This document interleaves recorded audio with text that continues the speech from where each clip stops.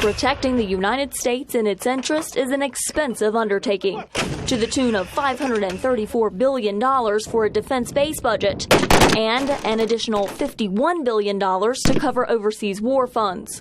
President Obama has called on Congress to approve his budget in its entirety.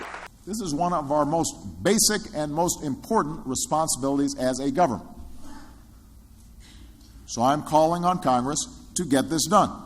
The political problem is that this $585 billion request is much higher than the $499 billion spending cap Congress set in 2011. Ryan Crotty, Deputy Director for Defense Budget Analysis at the Center for Strategic and International Studies, says the 2016 defense budget proposal is acting on what seems to be a broad consensus in both chambers and in the executive that defense spending, as it has been the last couple of years, is too low.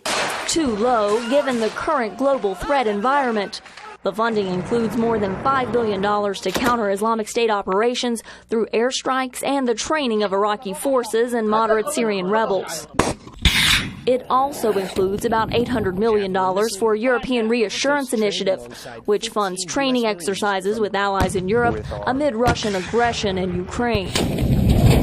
And while the U.S. has completed its combat mission in Afghanistan, there are still billions in the budget to continue the support mission. The drawdown, you're talking about the boots on the ground, is not a linear drawdown for dollars.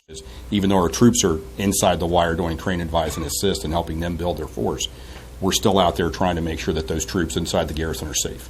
The Navy would receive a lot of the proposed budget increase, with billions of dollars for new ships to help bolster a shift to the Pacific region.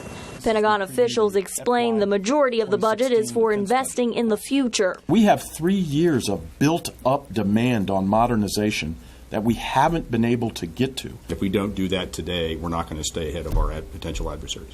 In addition to new air and sea equipment, these investments include maintenance on nuclear facilities and advancements in cybersecurity.